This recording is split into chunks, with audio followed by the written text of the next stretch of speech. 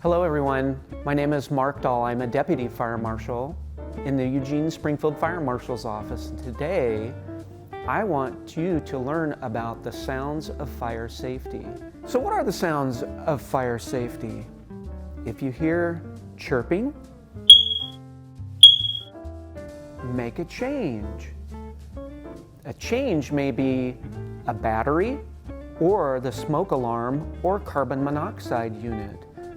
All three or one might need to be changed. If you hear a beep, get on your feet. Get out, stay out, get help, and call 911. By learning the sounds of fire safety, this will help you and your family stay healthy and alive. Thank you.